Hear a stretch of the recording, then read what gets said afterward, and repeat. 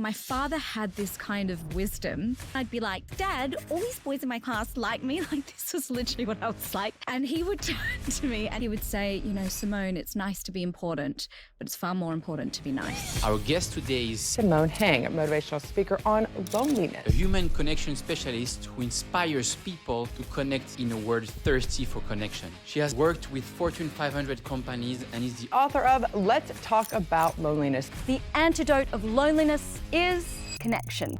My second book is all about being aware and finding that consciousness, because it all starts there. Loneliness is that perception of the gap between the connection you want and the connection that you're not getting. Whether you're a crypto billionaire, whether you become Simon Sinek, whatever it is, where is your connection to the self along this journey? What we're saying here is the more you suppress your emotions, the more you are likely to develop some sort of addictions. Lack of connection can lead to addictions. What we want to avoid is people's self-soothing behaviors can be shopping, sex, food, alcohol, drugs. These are all used as distractions from healing the self. How is this perception linked to the stress levels? The child's relationship with the primary caregiver is what defines their perception of interactions with other humans. That's their first contact with another human. Why the hell am I stressing out? Because at the end of the day, I'm going to be there in a hole and people will forget me. No, I am childlike, joyful, happy, regardless of what's happening. And if you make that choice, you will not regret your life. I think the reason that I am still single is that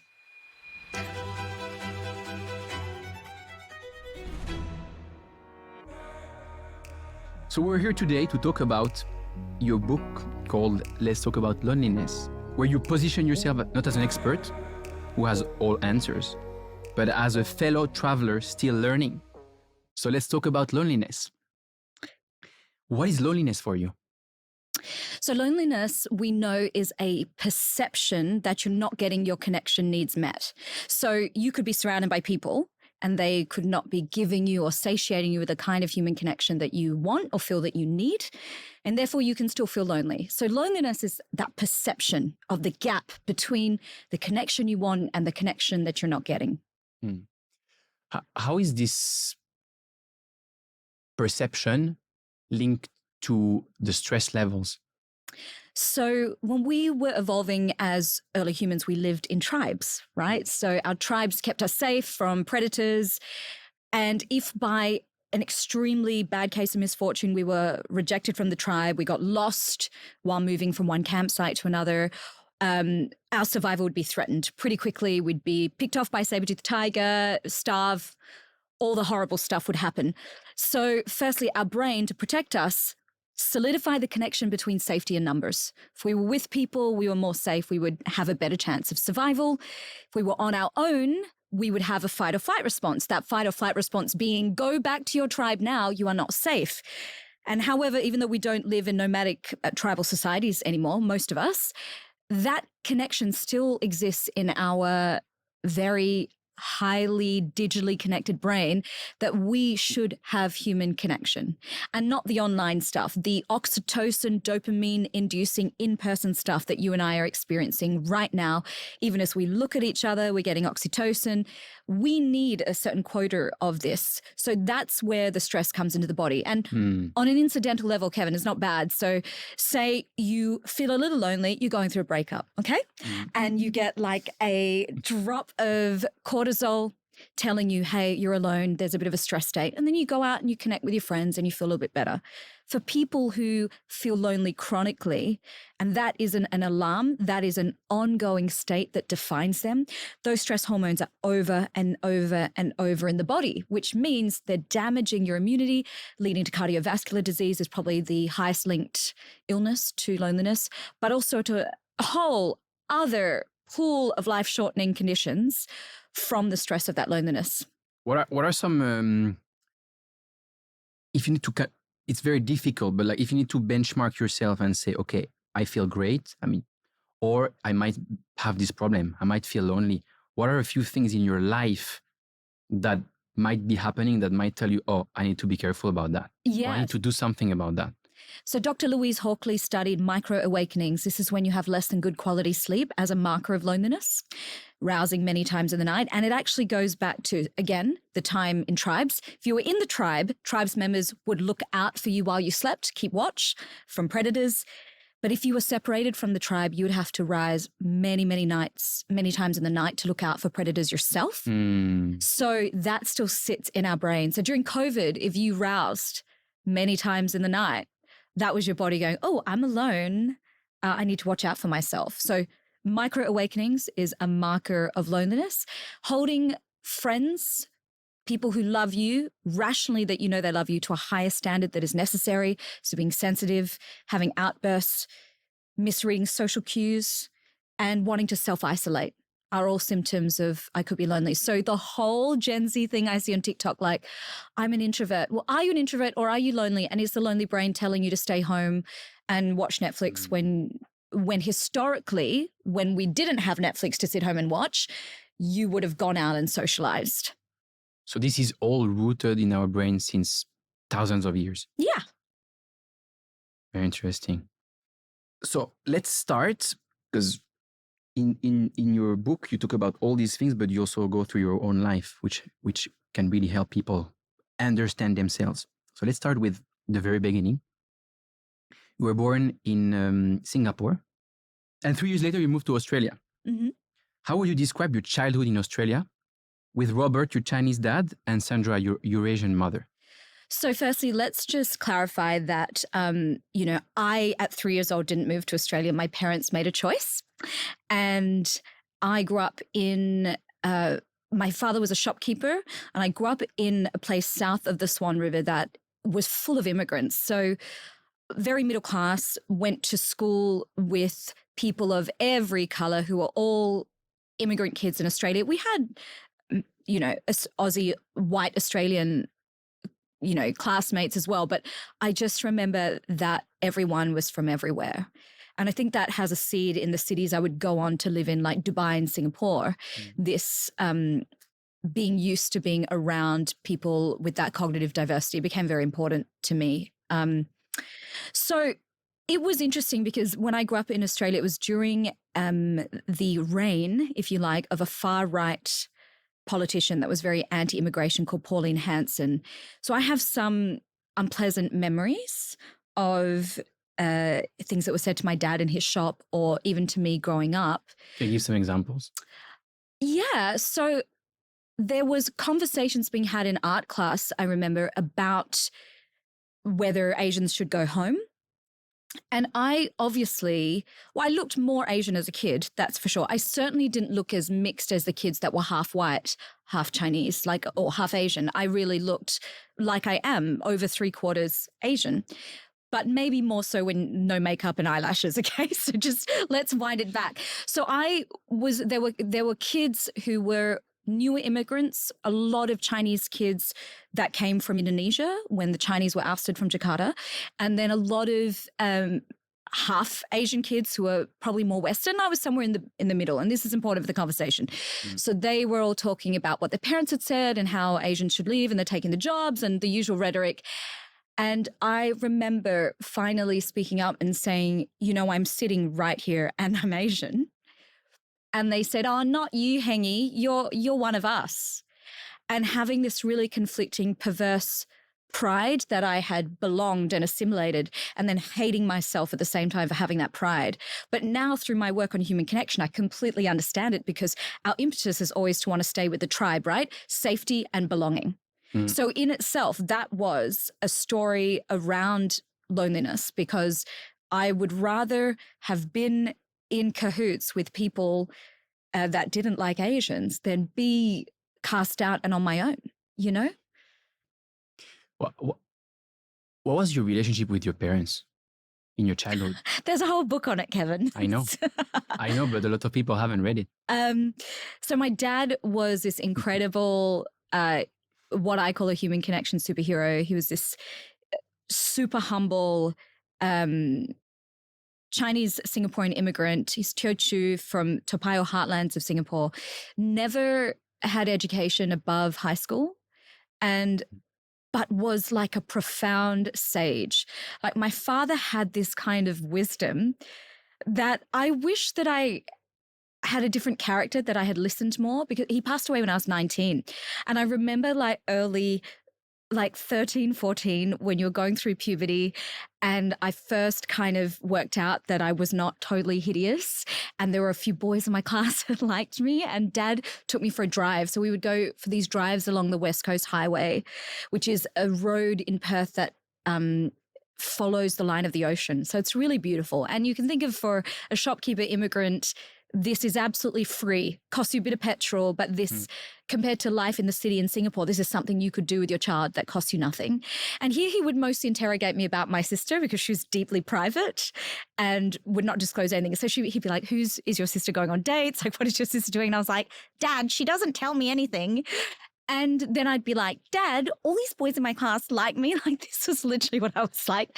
And he would turn to me and he would say, you know, Simone, it's nice to be important, but it's far more important to be nice. And he would try and impart, I guess, he had a kind of Eastern Zenness. My dad was a Taoist before he became a Catholic for my mum. So he would never kill even giant Australian spiders, like on the roof of my bedroom. He would get a Maxwell Coffee House glass jar and a cardboard and take this massive spider and put it out of the house, and we would be screaming. He would never kill insects. So he still had this very kind of Taoist sensibility about him. And I think that he knew that I felt deeply, which was different than my sister and my mother, and that I was highly sensitive and empathetic, but I was also suffocated in that environment. So he knew there was a little bit of wildness that he was trying to temper. And I've since found out from my uncle, only on my last trip to Perth very recently, when my father passed away and he was on his deathbed, he said to my uncle I don't worry about Simone's sister, don't worry about Sandra, but can you keep an eye on Simone for me? Because he knew, I think, that I am still not only so embedded and connected in the world, but so observing of the world and so affected by what happens around me. What's the kind of things that you remember the most? Because obviously not even remember everything. We have a selective memory, but I'm kind of the same. I can remember something from which makes me good at sales. Like I can remember exactly what you told me 5 years ago in our first sales meeting, and boom, sticking to your face. Like, man. What I found really scary about that, Kevin, is a lot of people say things and their word means nothing. And then you're like, don't you remember when you said this? And they're like, yeah, but that doesn't matter now. I changed my mind.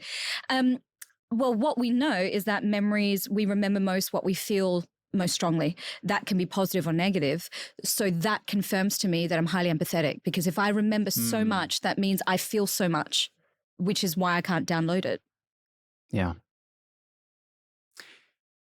You talked about your uncle saying that Simone is different, right? And you also said that you were suffocating. Mm-hmm. Can you tell us more about this? Okay. Did you feel suffocated growing up in Switzerland? No, I don't think so. Like, I mean, my childhood, to be honest, was amazing. I would say the only thing I would say is because I was basically successful in everything I was doing, but it was small stuff. You know, it was school or it was sport, tennis, whatever, football, everything I was doing. My dad, he was pushing for me to do the thing that I would not be the best at, just to prepare me for the real world. Because I was like, for example, he was like, I want you to play tennis because even though you're really great at tennis, there's another 6 guys who are in front of you and will always be better than you. And I think I had like 1 or 2 experiences where, for example, once I was playing this match in front of like all the Swiss tennis, and I just lost my tennis, which means I was literally going from like first game 1, second game 1, so 2-0, and then I lost 6-2, 6-0. Why? Because I lost my tennis. Why? Because something changed in my mind where I couldn't even get the ball on the other side anymore. It was impossible, like completely, and I completely lost my confidence. And I think it's a mix. Like I don't know what was the last straw, but it was a mix of like different type of pressures. And I will always remember. Now I laugh about it, but it was bad. My mother, she left. My sister, she left because my dad was getting really angry. But obviously, I was not knowing it because I knew it. And at the end of the match, I just go back with my tails between my legs. And my dad drives me back home for like an hour. And he's just driving there saying nothing. And I'm just there saying nothing. And I'm like, so I would say this is the only relationship with my dad where I had some sort of pressure. But I wouldn't say suffocating, to be honest. We would take this offline. I don't have a problem to say these things. So when I say suffocating, I mean that my mother was very dominant and there was a very strong emphasis on obedience, which is normal in a Singaporean family versus the Western environment that I was in. It was very clear. And later when I did go and live in Switzerland with 3 different families, they were extremely relaxed, let me do whatever I want. And I realized that maybe being suffocated actually made me a bit wild. Everybody is different, but it fit my parents. It didn't fit me. So you're saying that your mother was suffocating you, but it was coming from a loving place, of course, right? Because she wanted to protect you and she kind of didn't trust that you would make the right decision for yourself. Oh my gosh, my mother's hysterical. I think she parented largely from fear. For her worst case scenario for us was like, oh, you would get pregnant out of wedlock and become a hairdresser. Like that is how hysterical. And she would tell you these things? It would be like so-and-so's daughter got pregnant. You know, it was this kind of cautionary tales, right? Okay. I mean, it's stuff that you would do stand-up about. It's hysterical. But I came to know very clearly through the conversations I'd hear between aunties and in the community and these kind of tales, what the boundaries were and what success under her definition was, and what was allowed and what was not allowed. And those parameters were very small. What was success under her definition? That you would be stable, that you would live in Australia, like because they migrated there, that you would stay there forever. I think my sister definitely fits her definition. So you would become independently wealthy.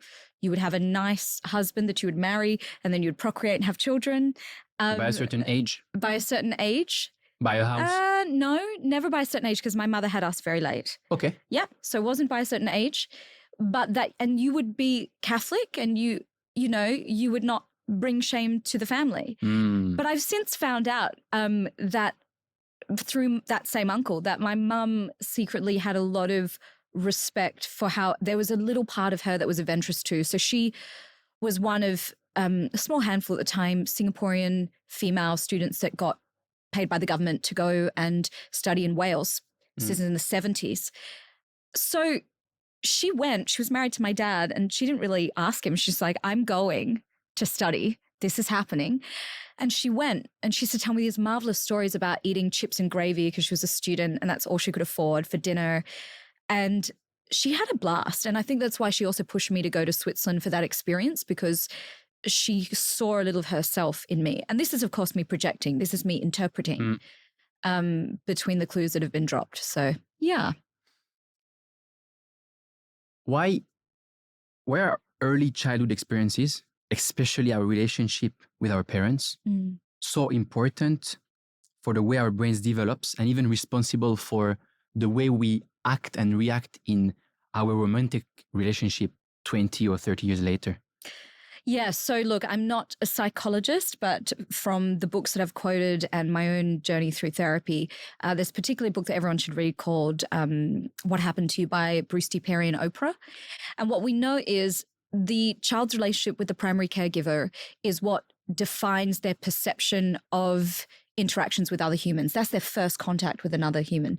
So if the child's needs are in some way not met by that primary caregiver, whoever they may be, they begin to be wired for a narrative that other humans are not wholly to be trusted or not wholly to be relied upon. So if the child is crying, and is not greeted by their primary caregiver to be given food or soothed in some way, it happens as early as infancy. And that blew me away in reading that book, how young it begins.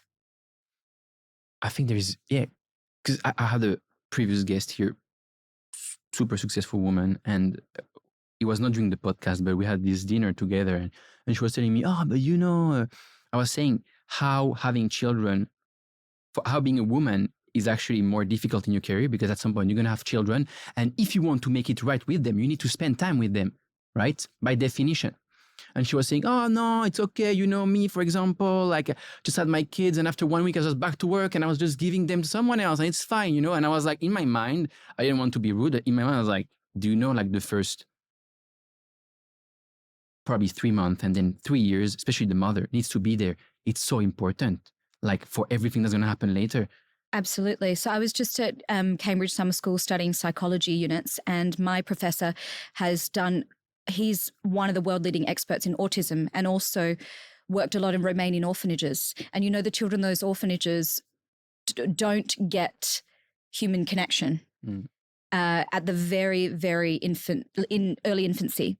And they then grow up with a lot of issues which are being blanketed as autism, but they're actually not. They are linked to not getting their needs met. So I think firstly, people don't know what they don't know. So let's be compassionate to the person that you had dinner with. People don't know what they don't know. And people don't want to look at things that might cause them discomfort and to change their lifestyle. A friend of mine was talking to me last night about egg freezing and saying that a lot of her girlfriends who are high-powered career women are like, yeah, I'm just going to get my eggs frozen and I'm just going to keep living my life until we need to use the eggs. And then my life will work around whatever happens later. But the truth is, unfortunately, just like the human connection stuff we talked about, for women, we are limited by our biology, or all of us are, wired a certain way for a certain reason, mostly to keep us safe. I think you need to freeze your eggs 3 times, something like that, to be much more likely to have kids. Like a lot of women just say that, I'm just going to freeze my eggs and it's fine. And then they realize later on that, oh man, like it's not working. Well, you need about 15. Yeah. So how many times you have to do it depends on your own egg count. But that's not for today's podcast. Everything is for today. No. There's no limits. No. In your book, you talk about how trauma-altered stress responses continued sabotaging your adult relationships until you started doing healing work. What are some examples of self-sabotaging behavior that you can tell us about? Well, I also wonder if it's self-sabotaging if I wasn't aware of it. But we could say sabotaging. So, for example, if you grow up in an environment where, and as a caveat, I absolutely adore my mother. Yesterday, she refused to come to the phone and said to my sister, I'm not coming to the phone so that Simone will just get on a plane and come here. So this is her new thing now. So just to give you an example, that she's sassy. Okay. So I love her, but she was loving, but then she was also critical.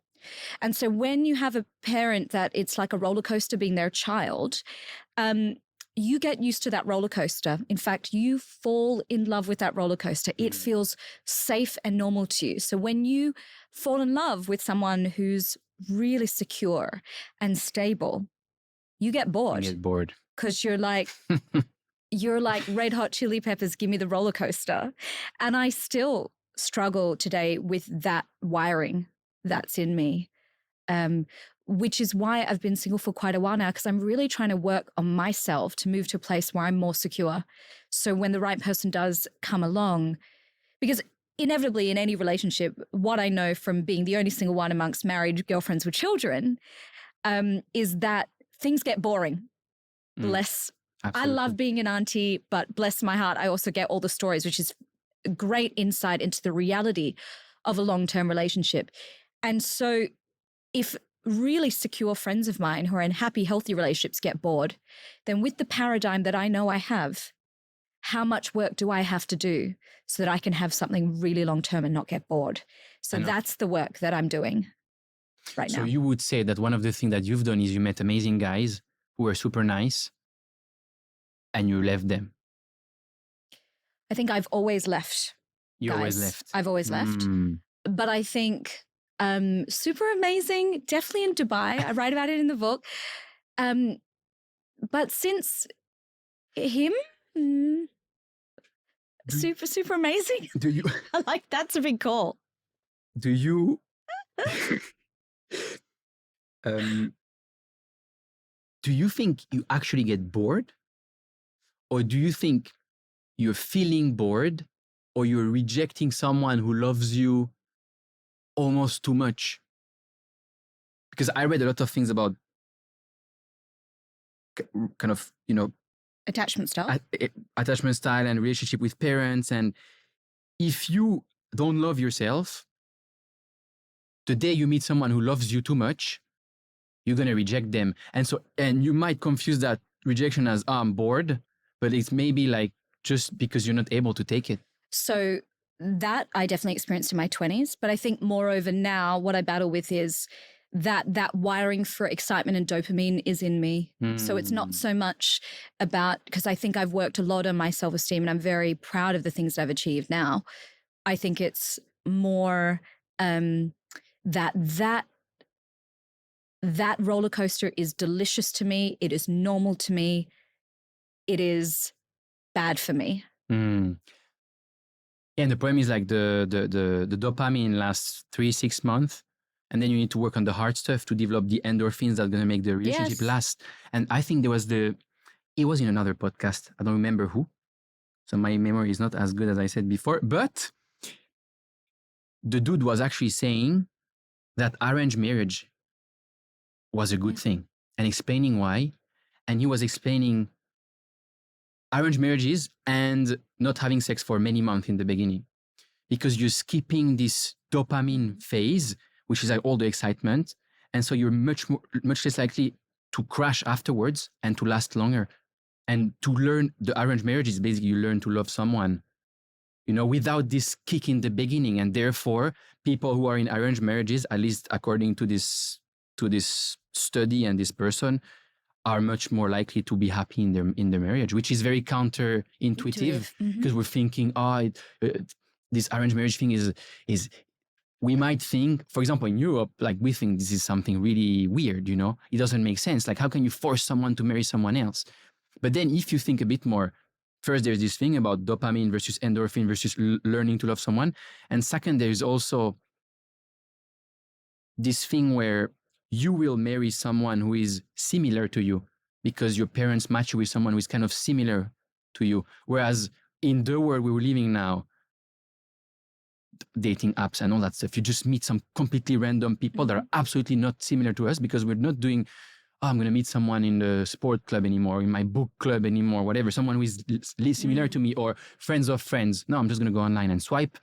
And it's not much more likely. It's not proving very effective, though. It's not effective at all. It doesn't work. I think it's 80% of the relationships nowadays fail within the first year.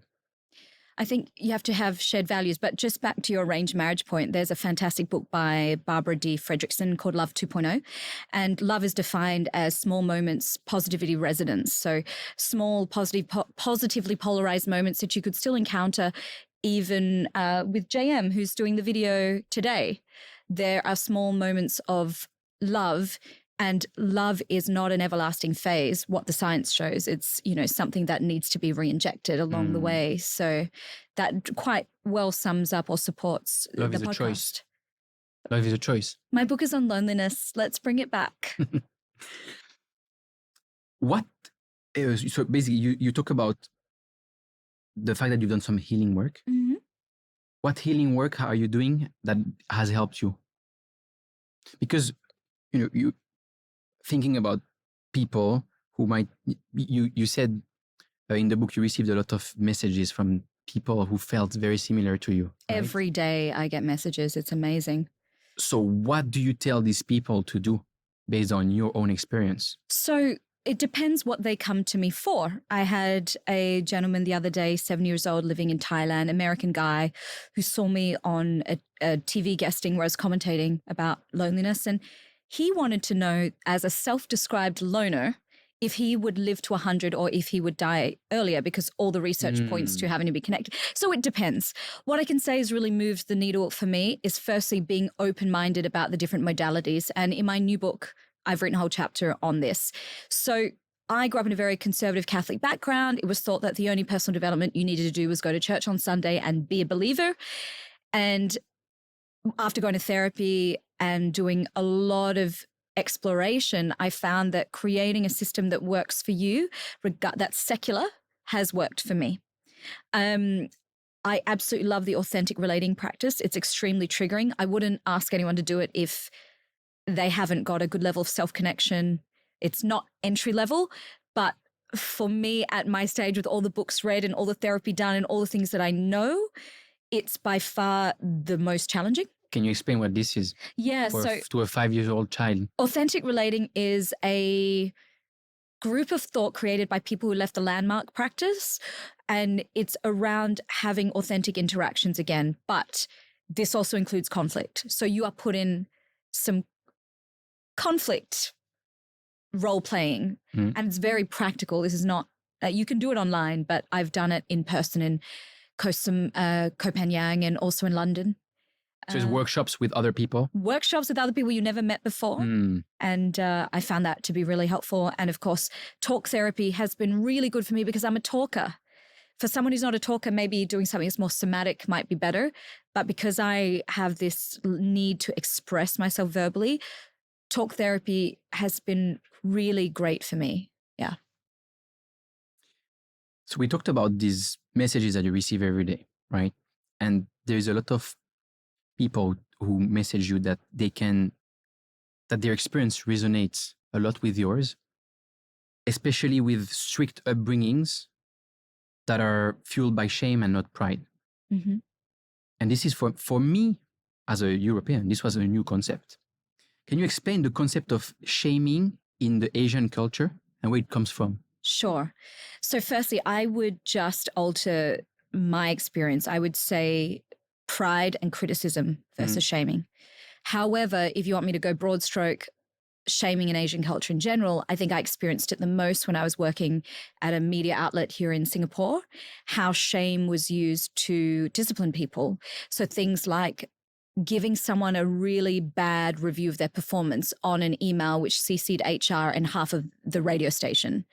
This was really, really bad. Or being live on air, and I write about this in the book, being live on air and having a mistake that I made on the WhatsApp group chat for the radio station, commented about in the WhatsApp chat while I was live on air so that people could hear how, or that my boss could hear how that affected me while I was live on air. This is shaming. Yeah.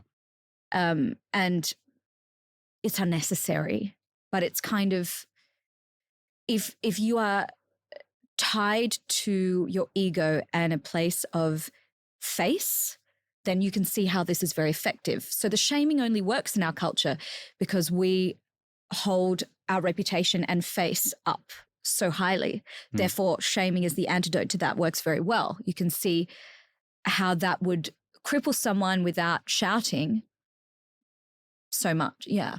Let's get back to this pride and criticism thing. How did this affect you?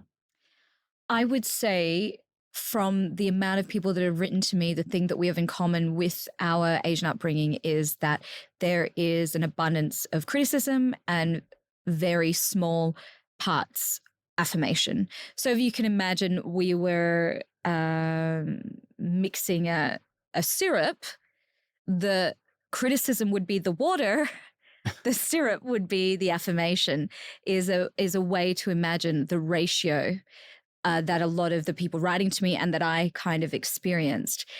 And I think huge verbose praise is just not Asian in general. Asians show love through food and acts of service. And I'm blanketing this because my father was an outlier, but I can definitely say from the dialogues that I've had on socials and DMs, and most of my Asian friends, this is, even the immigrant ones in Western countries, this is what we experienced. And I think it's kind of genius. And I don't know if I wrote it in the book, but I think I've written an IG post on it. But why it works really, really well is because it allows the child to develop their own sense of aptitude without needing affirmation. So when the parent is gone, your aptitude, your competence builds your confidence. It's not based on that someone gave you a high five. And I find this really with a lot of, I've lived in 2 Asian countries, 2 Western countries. And I find that that's the big difference.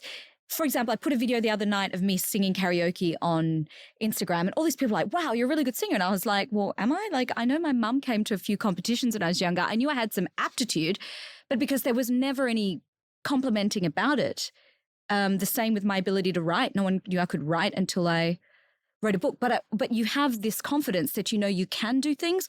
You just don't get that confidence from a parent telling you that your painting was great, or your song was well sung, or your book was well written. You get that confidence by the mark I got back in class was 98 out of 100.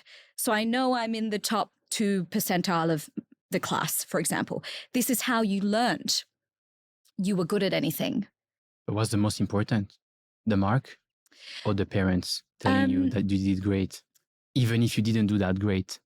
So I think I would have liked that affirmation, but I think some things in culture are embedded.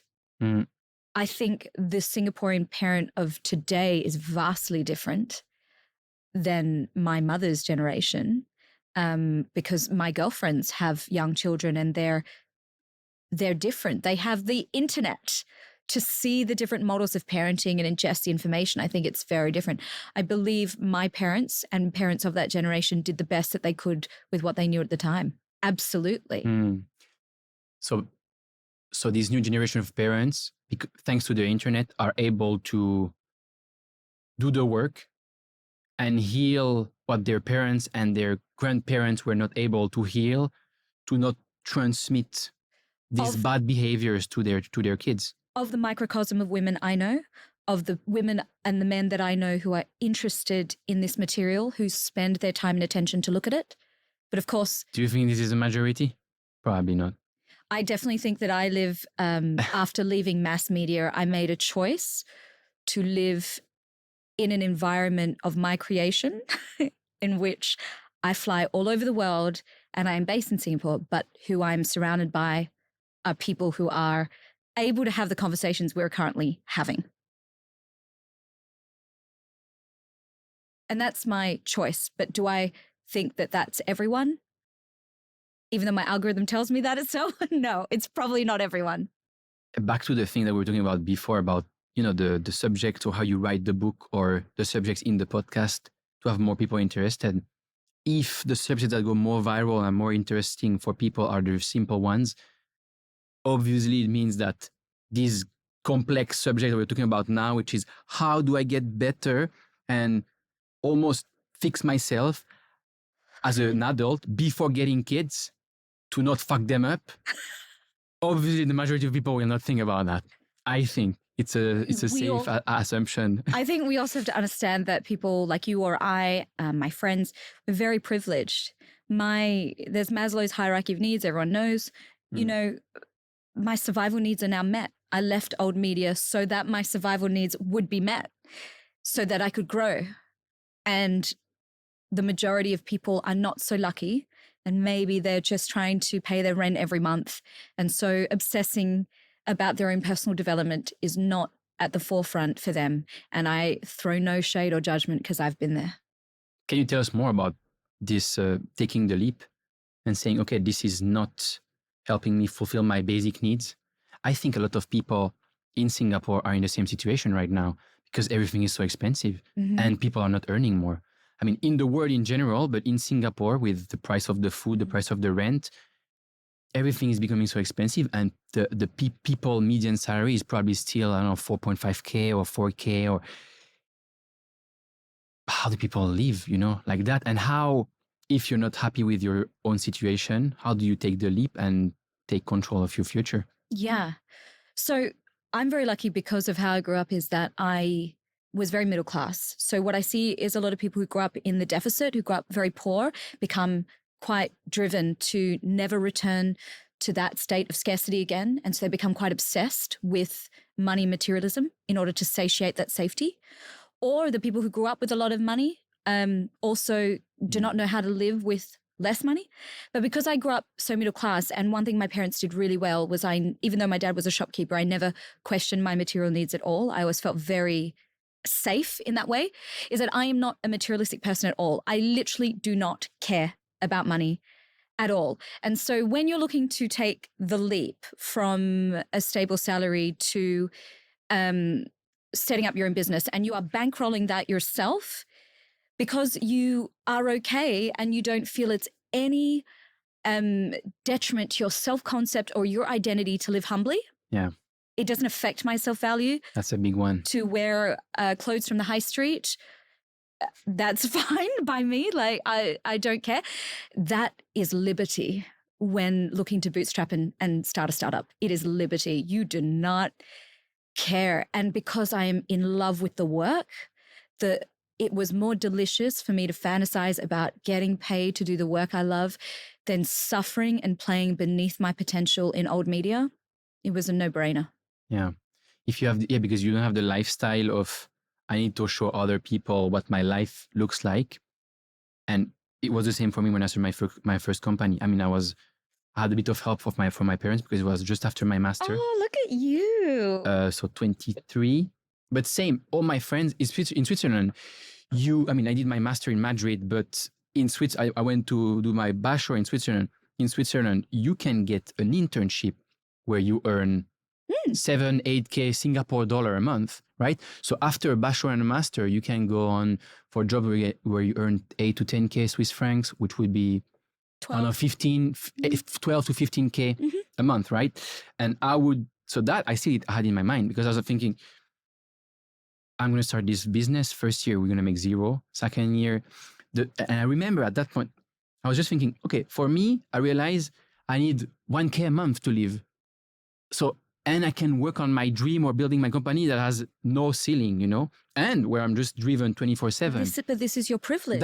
Absolutely. So I'm just there. And then I remember I had this message from my friend. He just texted me, "Hey, Kevin, how are you?" I'm like, "Yeah, great.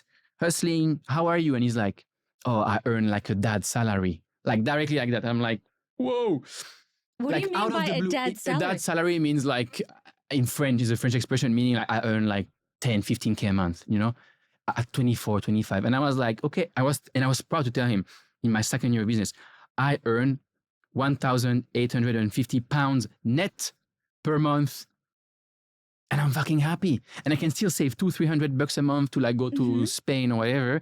And I know that I'm working on something much bigger. Like I'm not in this system where I'm going to be limited, not only in terms of salary, but also by the people around. I love the dad's salary term because that is exactly what I thought about leaving old media. I was like, I could keep making the dad's salary forever, but I have a chance to make the dad's salary for 1 hour on stage. Exactly. So then it's limitless. So then you just multiply how many times you want to go on stage, Yeah.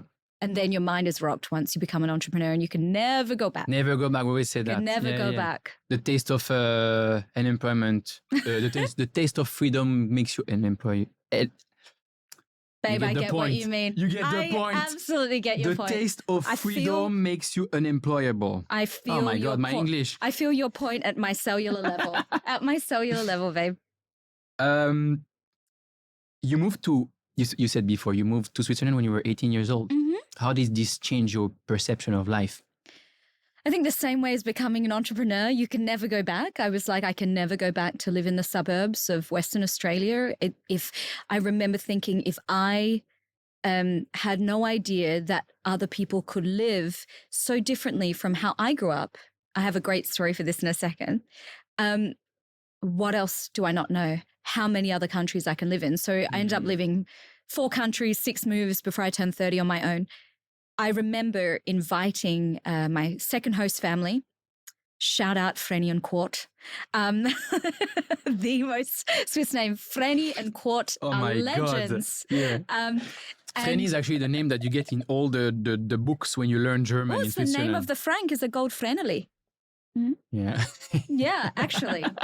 So they were staying with them, and I had a really good friend who was also an Australian exchange student. And I invited him to have dinner with us one night in the village. He was living in Kreuzlingen and Konstanz, which is on the border with Germany. So it wasn't that far, East Switzerland, but far enough that he made the trip all the way to the village that she would never turn away. It's not like he lived in the house next door. And we had this beautiful dinner. And then after he left the next day, my host mother said to me, Simone, we didn't have enough slices of meat. So we had to cut your host father's meat in order to give it to David. So next time, if you want to invite someone over, can you let us know like well in advance? And this is the moment where I was like, oh, not everyone grew up Asian with 1,000 Hokkien mee frozen Tupperwares in the freezer for any visitors.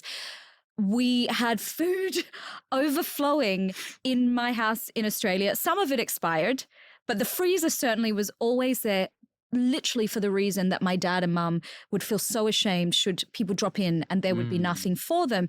But I learned that not everyone grows up like you. And what a blessing, what a lesson to learn to have that cultural malleability at the age of 18. And then after that, for me, Pandora's box opened. I wanted to learn every single thing about how everybody else operated, so I could be the best guest in their house and not a terrible exchange student like doing that.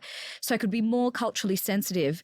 But it has been the biggest gift and also the biggest curse, because now I find living in a monoculture so boring. Yeah. If I don't live in a place like where on earth am I going to settle? Who on earth am I going to marry? Yeah. That code switches like this. But once your mind is open, I don't think you can close your mind back in. I tried it when I first came back to Singapore and I worked at that media outlet. I tried it. I was very depressed, undiagnosed, but I think very close to being depressed. What's very interesting is you say that your mind was open in Switzerland, where I'm from. And I find Swiss people very close-minded. You haven't met my girlfriends. So I've destroyed them. That's really interesting. I mean, I think what's good is that Switzerland was the first of all these experiences, right? If you had gone to Dubai and then Switzerland afterwards, you probably would have been like, but I did do Dubai and went back to Perth, and that was very, very difficult. Yeah. What was so different between the Swiss household and the Asian Australian household? I think I felt it in my body, and I'm actually writing this in a new chapter for the new book. And I felt always in a low-level fight or flight in my childhood home. I was always tiptoeing, like many children who experience small t trauma, constantly tiptoeing around the moods of the primary caregiver who is unpredictable. So in my house growing up, the floor was carpeted with eggshells. Like that's how I felt. I was tiptoeing all the time. And in the households in Switzerland, I had 3 families, and in all 3 families it was calm, no shouting, no criticism, well-stocked fridge and regular routine, and just I felt in my nervous system calm. Do you think it's because they are inherently like that, or it's because you were not their true daughter? And towards a child, you might be more tough. No, one day when you're in Switzerland, I'm there at the same time, you will come to Eschlekon with me. And my second mother, Irene, she's my mother. Like we're hilarious. The level of intimacy is second to my mother only. So I don't think it's because they were like that. I don't think it's cultural, because my second host family, the father is Argentinian. I think it's that they loved in a different way. And the one thing that is cultural is that Swiss people are very organized. So a lot of the chaos that I experienced around disorganization, not enough groceries in the fridge, things like that growing up, that didn't happen in a Swiss household, because the mothers were like Hausfraus. Like they took pride, a sense of cultural national pride in running a household like a finely tuned machine. And so a lot of the arguments that I had in my household growing up about being late, not being prepared and something forgotten didn't exist, also because they were just culturally, they're more organized. They're very organized culturally. So you have this amazing life-changing experience when you're 18, and then you have another terrible life experience that happens 1 year later. Yeah, so I get back to Australia, and then my dad is diagnosed with terminal cancer and dies within 90 days of the diagnosis. So that was like the best year of your life. And then back to that. And that was hard. I think contrasts are always hard. I think when the universe brings you a contrast, it's for a reason. It's to really emphasize a point. When did you learn that? What I just said? Yeah, that the universe brings you back to exactly, I mean, kind of like the destiny, you know, or like you have these highs and these lows, and it's kind of how you learn about life, and it's normal. And it's actually, you at some point, you even see it as beneficial for your own development. Yeah, I think that's when you have the awakening where you go, all of these bad things are to teach. Now, I also know this because I'm a vampire, Kevin. Like I feel like I've lived 1,000 years in a like Botoxed Asian body, but really there's just calloused flesh under here of experience after experience. I think life has really like beaten me up and put me down and lifted me up again. And I think it's because so many things happened that were so synchronistic and so serendipitous that I was like, I can't ignore. The patterns in this are crazy. Like, let's look at, for example, how Virgin Radio found me and how I got the book deal. I was working at a radio station in Singapore in 2007, earning $2,900 a month. I had to beg them for that because I said, I'm not Singaporean, so I'm not living in a room with my parents. I need enough to pay rent. So you actually paid well. I was paid very well for that time. Yeah. Okay, this 2007 is a long time ago. Vampire, I told you, vampire.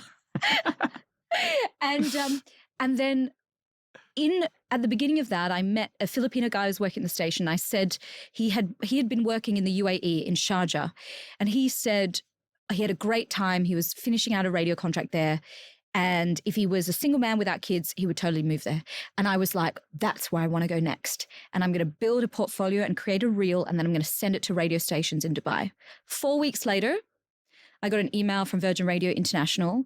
The guy who brought me over, my mentor, had seen me on HBO Asia as the presenter inside a hotel room in China where he was trying to set up Virgin Radio in China.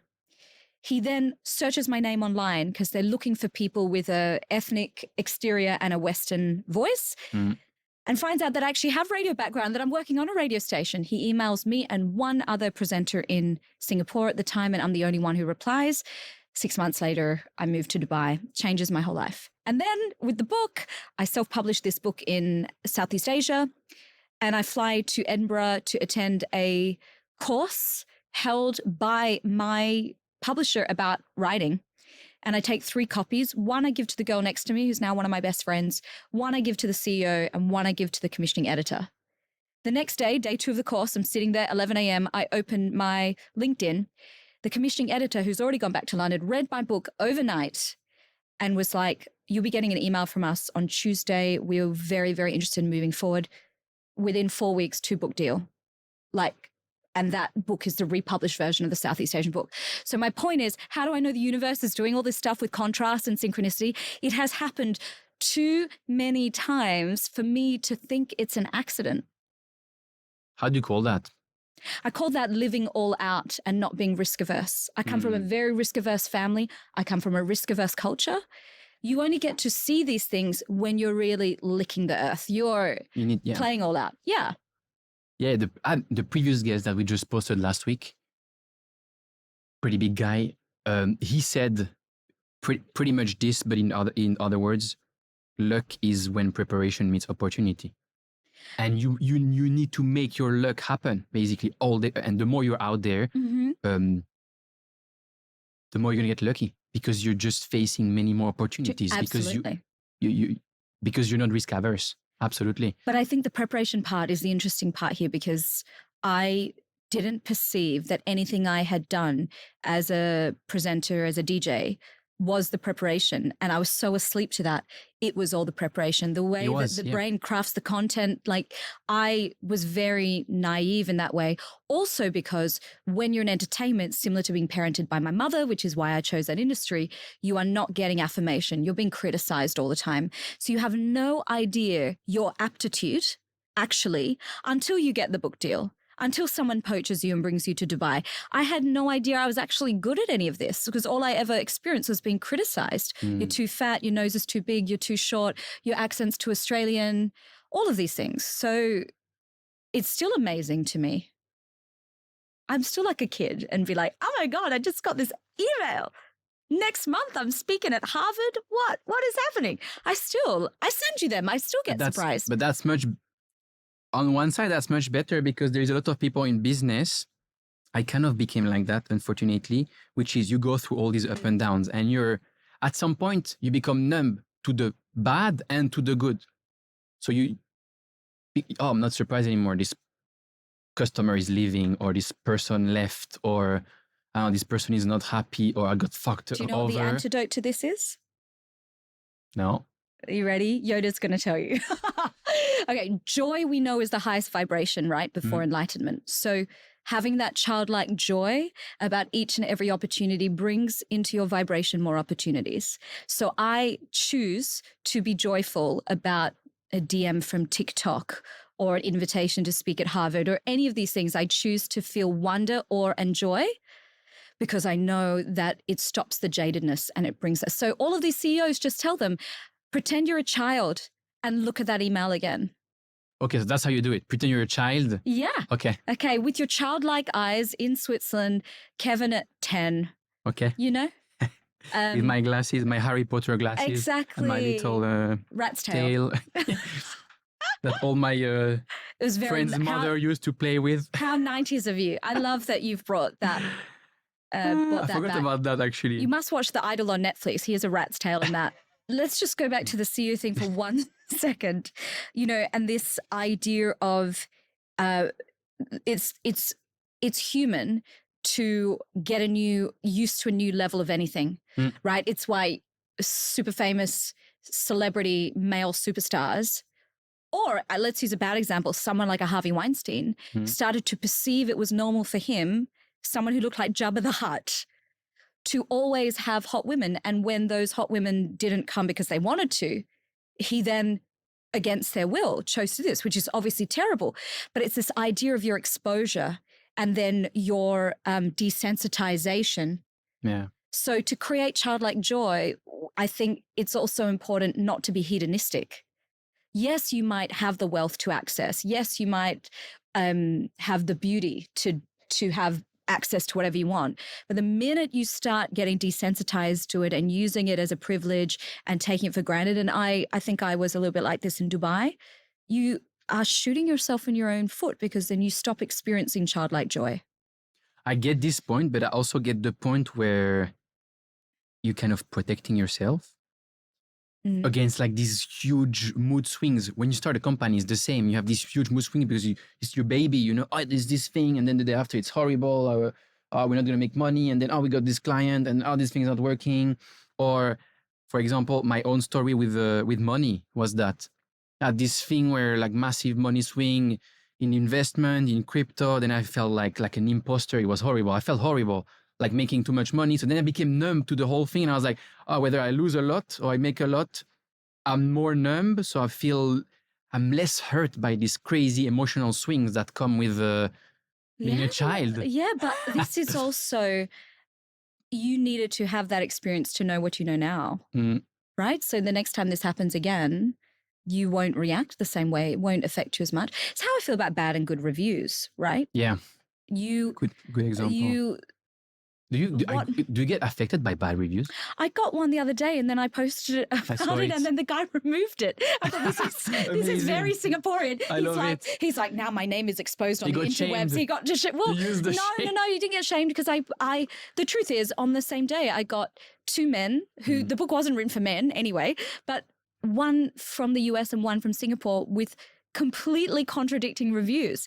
And this is where I go back to the beauty of the Asian parenting system that makes you ignore compliments because you're not getting any. So you don't actually, so you're like, I gotta be a great writer and a great thought leader and have a deep inner world regardless of what people say, because you just can't place your importance on either bad or good. You can't, because you will never create anything again. You never. I will, that's the day I become a tie-tie and stop having opinions, which will never happen, right? But that, I can't make you... Simone, the tie-tie, like you have the polar opposites. I'm totally over tie-tie age now. They'll be like, really? They'll be like, she's too old. But you know, that is the day you stop creating, when you start believing. Can we get back to your dad's story? And for me, I really want to understand, like, how do you get the strength to move on from something like that at such a young age? So firstly, not to diminish my dad's passing, but now that I've really processed it and healed from it and have such an awareness of how other people have gone through so much worse. I had my father for 19 years. So I was a very immature 19, but a fully formed adult by, well, my prefrontal cortex was not fully developed. So was I a full adult? By the law, I was a full adult, but I was very immature and very sheltered. But I had him for 19 really good years. And so for the people watching that don't have their parents for that long, or don't have either of their parents, my heart goes out to you. So how do you get over something like that? Well, you don't do what I did, which was listen to all the Asian aunties saying, be strong, don't cry, be strong for your mother, and push your natural reaction to let the feelings pass through you, to feel the feelings, and then push them deep inside you and pretend everything is okay. For God's sake, don't do that. If I can just say this and one young girl can watch this and it will give her the courage to ignore those voices. What we know now, which we didn't know back in 2004 when Dad passed away, is all of this incredible knowledge about therapy, processing trauma, connecting with your feelings. It's the work of the next book that I'm writing right now. And we know all of this because we've seen how it aids people's recovery. We have empirical evidence that this works. We do not have any empirical evidence that says, push the feelings deep inside you and don't feel anything. We have no evidence to say that that worked for anyone. So my biggest thing would be, it took me a whole decade before I went to deal with my mother becoming paralyzed. And then the therapist started digging around Dad's death, and we revisited everything, and it was extremely painful.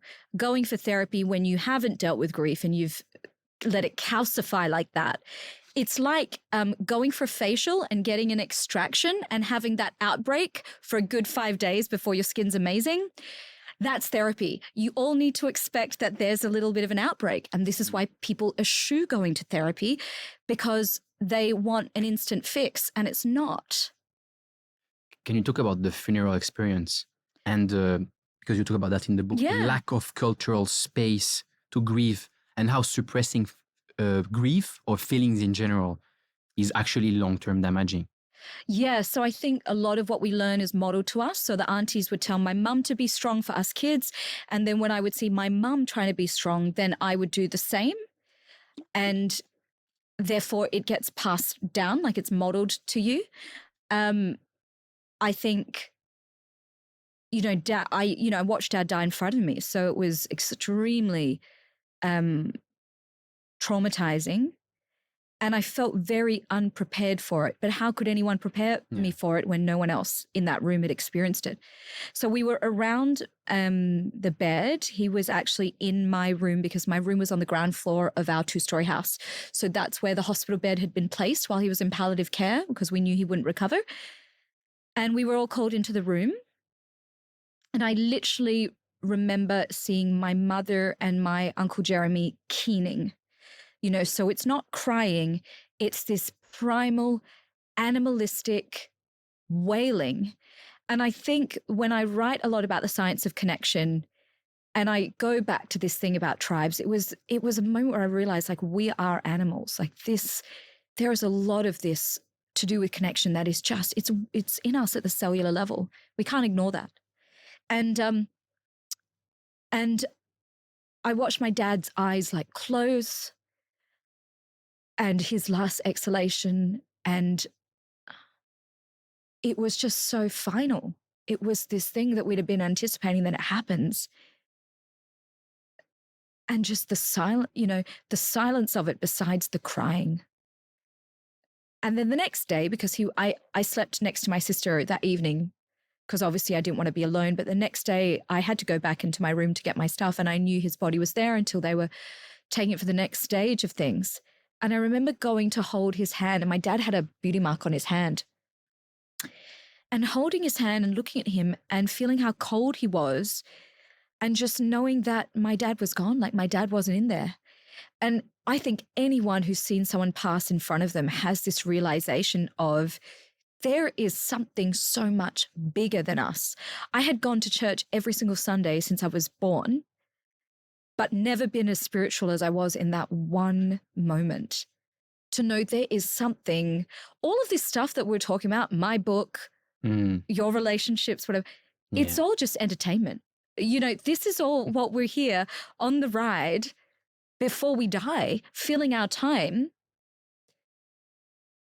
And then it's final. And it really is true. You don't bring anything with you. Your entire legacy is how you behaved while you were here and what children you created. And then you're just gone. And for me, he was just the carcass of flesh.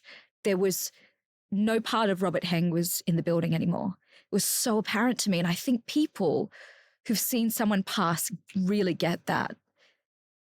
It's very paradoxical because the thing would be, why do we even stress in life? Yeah. Because we have all this stress, but if it's to end, I mean, I lost, it was not my dad, but he was almost my dad. Like it was my sister godfather, and it was the same, very similar reflection, which was from one day to another, this person is gone, heart attack. And then you're shocked. And then you're like, and then you go to the funeral and you see the hole there. And you're like, this person who I loved so much is in a hole. And he had his entire life with all his stress. And you're just thinking, I'm going to end up like that. Why the hell am I stressing out about all this small shit in my life? It makes no sense because at the end of the day, I'm going to be there in a hole and people will forget me. There's a fantastic book that please everyone watching this read, Untethered Soul by Michael Singer. And I'm buying this for you next time we meet because I love bringing gifts to people. And there's this whole chapter on the choice of unconditional happiness. You make the choice to be happy, not I'm happy if I make $1 million in crypto. I'm happy if I find the perfect husband. No, I am childlike, joyful, happy, regardless of what's happening, which is very easy to say when things are going well. Ask me again when things are going pretty well for me right now, but when things are going bad. And if you make that choice, you will not regret your life. That's where you find the blessing in the bad shit. Because once you go through good shit and then things go terribly wrong, you learn that happiness comes from the basics. And this is why your 20s is so tortured, because you've probably only gone through one cycle of bad and good. By the time you get to 39, you've gone repeated cycles and you realize, oh, I'm always going to be okay. You also realize that this carcass that I was mentioning, this is why I go, I got Botox. Because I am not attached to this. It's here, it helps, but it's not my value. None of this external stuff is our value. And I feel like everyone's like clicking off YouTube now because this is such high, we're getting too high level. This is not going to make the reel that goes on Instagram. This could. I was thinking about that. We're talking about that. Probably a good one. This is the stuff, if we could have dinner, that I could sit and talk and think about. This is the stuff that I spend my time thinking about besides my Botox appointments, like all the time. The summary is basically if you can't be happy with a coffee, you won't be happy with a jet. Well, human beings we're not wired to be, unfortunately, we are wired to increasingly feel we want more. We are not meant to sit at the table of success or that one level for too long. But you can use that in your favor rather than against you. How do you do that?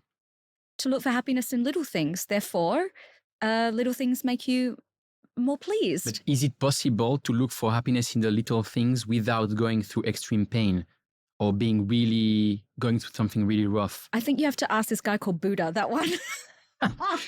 No, I'm just reflecting on like my life experience and yours. And I think like the moment you start to realize these things is going back full circle. You know, there's this dude. You have to be at a rock bottom. Is that what you mean? Yeah. There is this guy, a friend of mine, he told me this story. I'm probably not going to be perfectly telling it, but... It's okay. English second language. We forgive you. I'm trying my best here. So it's and he's a French guy who told me that in English. So like imagine like I'm second degree of. I'm actually part French. No hate of your command of English. No, but he's talking. It's the story of the fisherman, right? And I think they're two friends, and or there's this businessman who goes and meets this fisherman, and the fisherman just goes out there every day, fishes, and then brings the food for the family, and he's happy. And then the businessman says, "Oh, but it's amazing what you're doing, but like, look, you should take this fish, and instead of giving it to the family, you should sell it. And then if you sell it, you're gonna make some money, and you're gonna be able to hire another fisherman, so you can make more fish, and then you can buy a bigger boat, and then buy a bigger fish, and then make more money, and then become a billionaire, you know." And then he's asking, "But why would I do that, right?" And then the guy said, "So one day you can become a billionaire." And then he says, "Yeah, but why would it change to my life, right?" And then the guy realizes, actually, nothing would change. It's all this. I interview a lot of super successful people, multimillionaire, billionaires, and we talk about that. And it's kind of always the same, which is you have all these objectives. Often it's career and money wise, especially money, you have this target and this goal and retire early and all that stuff. And then you get there and you get to these numbers and you realize, what's the point? Like, what am I going to do the rest of my life? It's actually, and then obviously to get there, you get burnt a few times really badly because your life is not a straight line. But it's often just to see if you can hit a number. And that was what it was like when I first started the business. Like I did a lot of launches and sold public speaking programs and things, and I could still do it again. But the truth is I don't enjoy the work. For me, public speaking tips, if you compare teaching someone to articulate versus the kind of discussion we've been having today. So it's like, I could, but what difference would it make if the money I make now is also enough? Yeah, I mean, if my survival needs are made and it allows me to be less stressed and kinder to others, which is what really matters, and see my mum more often, which is what really matters, then. Yeah. But on your fisherman story, great book, Pearl S. Buck, The Good Earth. You'll love it. It's the original. It's an Asian story written by an American missionary who grew up in China, spoke Mandarin, all of that. I think it won a Pulitzer. It's about a Chinese peasant who's dirt poor. And one day there is a huge uprising. I think it's a cultural revolution in the neighboring city. And he and and she's described as a very plain, ugly village wife that he was given to marry, goes past this temple that's being raided, or the house of a rich person that's being raided. And they go in and they're able to get jewels and things. And they sell these riches. And then he uses the money. This is very Chinese. As a Chinese person, it's very Chinese. And then they invest and he buys land with this, right? Then he starts spending every single day. He's like, produces children, barely sees them. He's in the field breaking his back every single day. He eventually becomes really wealthy. He then falls in love with a prostitute in an opium den. He becomes corrupted by the love of this woman. He abandons his first wife who helped make him the wealth. She ends up dying alone, surrounded by the children who loved her. She was an incredible, loyal spouse, and he ends up completely corrupted. This is one generation, okay? And this is the cautionary tale about whether you're a crypto billionaire, whether you become Simon Sinek, whatever it is, where is your connection to the self along this journey? You are the navigator of the ship. Actually, there was a podcast where Simon says that he's doing all this stuff, but he feels incredibly lonely. I know. Recently. Diary of a CEO. Everyone sent it to me and I said, Simon Sinek, the facts, you're not giving the right loneliness facts. Yeah. It was killing me. I was like, everyone's sending this to me.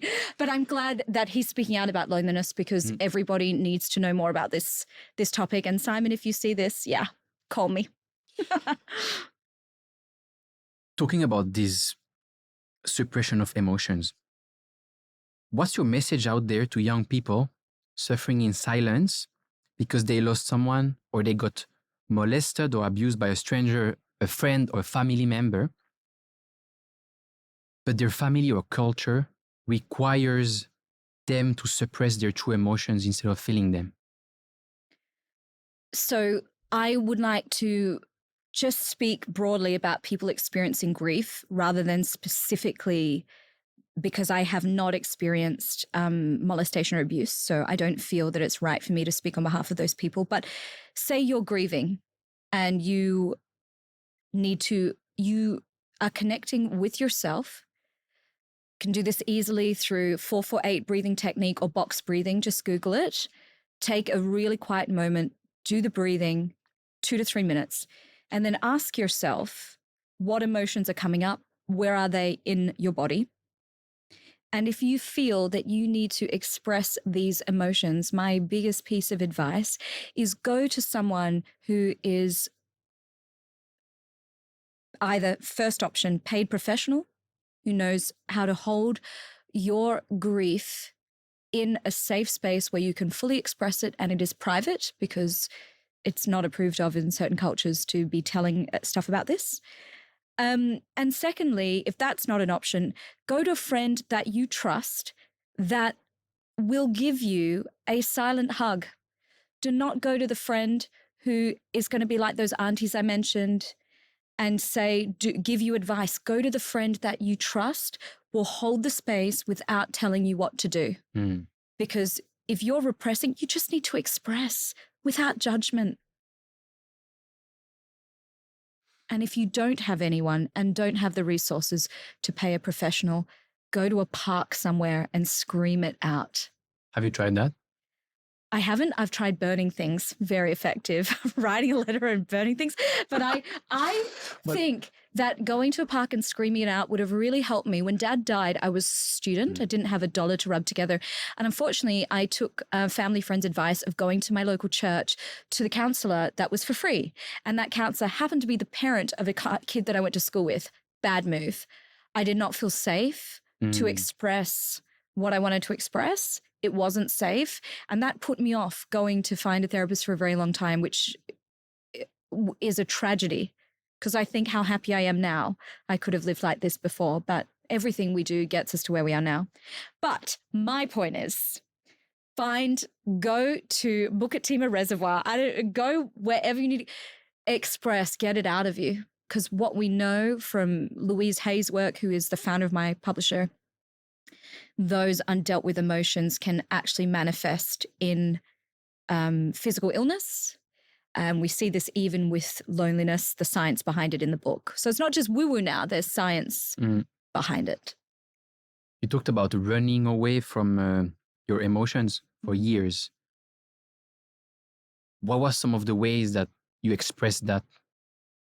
When I first moved to Asia as a young commercial model in 2005, I did a whole lot of partying, whole lot of drinking, whole lot of trying to find love in places where love didn't live, and thinking that sex would also be comfort, not realizing without that self-awareness, that self-connection, that what I was looking for was to be held. You're 21 years old, prefrontal cortex, no bueno, right? Like it's, and no good role models. My mother wasn't speaking to me at the time because I had chosen to leave my university degree partway to go into entertainment. And so that very Singaporean reaction was just to not talk to me, and didn't feel there was any compassion or anyone around that would give me that safe space. So I think that's why I do the work that I do now and why I'm so open to destigmatize this for anyone going through that.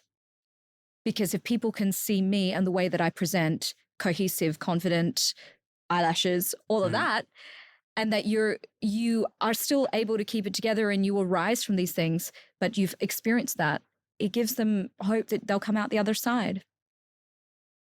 So what we're saying here is, the more you suppress your emotions and you don't allow yourself to feel them, the more, and you talk about it in the book, you are likely to develop some sort of addictions one way or another.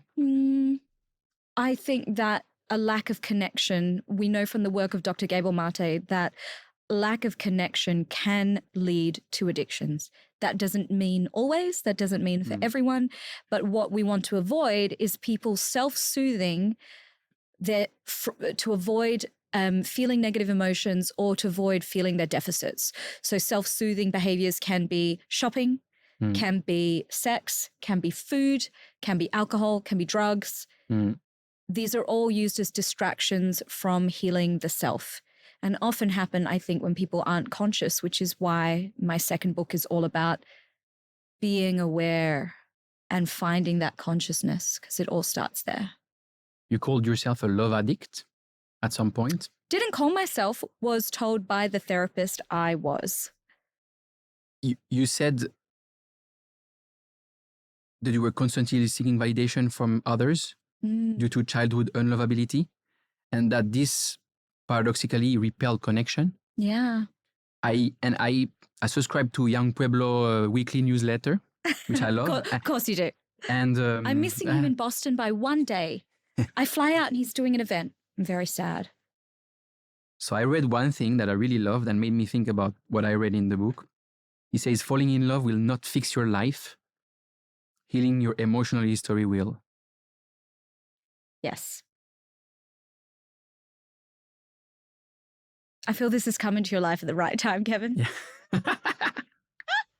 I think it comes to the life of everyone at some point. Multiple times, probably. Multiple times. I think the reason that I am still single is that there's work to be done.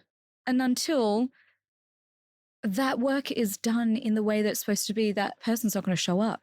Somebody will show up, but it's going to be crazy and not right. But why? Because the wrong person will show up, or because you will reject? You will attract the wrong person. Attract the wrong person. And then you will make babies. And then this cycle Divorce will continue forever. So if you think about it, the reason why so many divorces happen is probably around all these unresolved childhood trauma stuff that people are not aware of, and they pair at the wrong time or with the wrong type of people. I used to think this, but I recently watched an incredible episode of Soft White Underbelly on YouTube.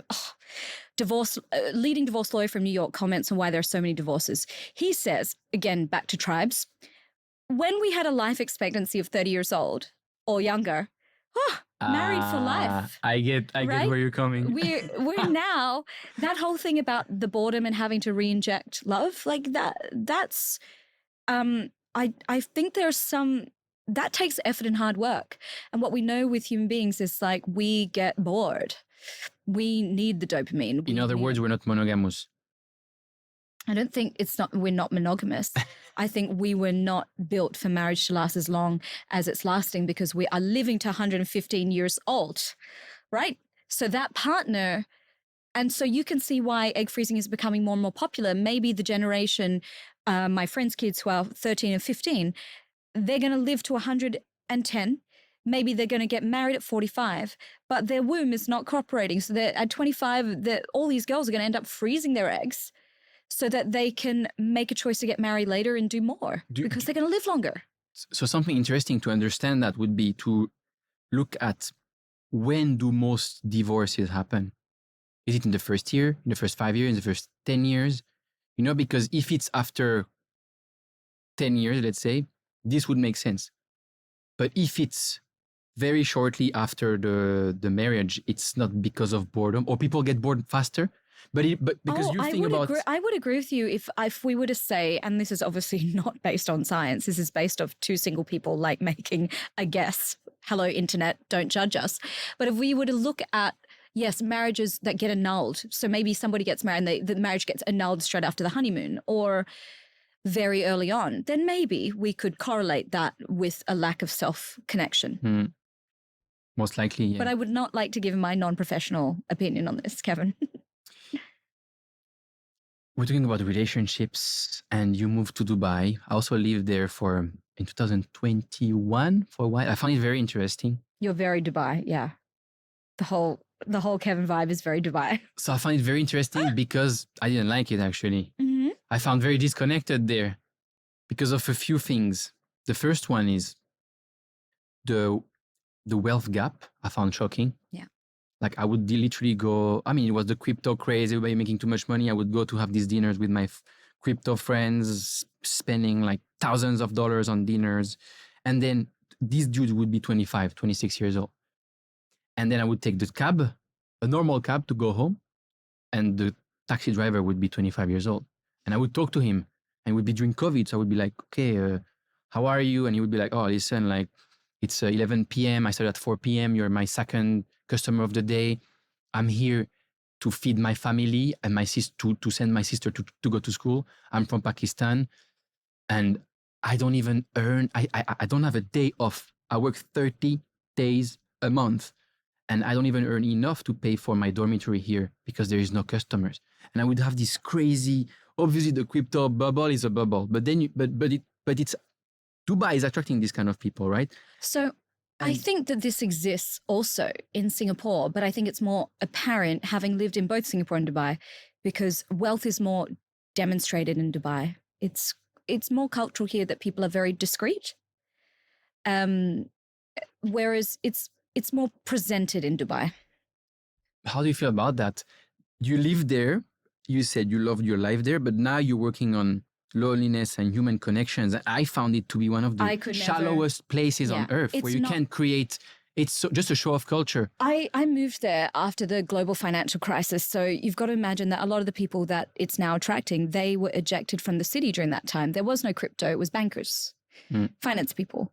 So I moved there just at the same time that all these people were leaving. So the Dubai that I lived in was also different. But I also do... I actually went on a date ages ago where the guy was thinking of leaving Singapore to go to Dubai. And I was telling him that I could never live there now because I understand the quality of life I had was built on the backs of, other people. And he said to me, well, if you start having this thought process, you can't live anywhere, blah, blah, blah, blah, blah, blah, blah. Completely dismissed what I was saying. But I'm glad that you could see that. For me as a Swiss villager, like the values didn't match at all. Like it was just crazy. And I also found it attracts the most insecure people on.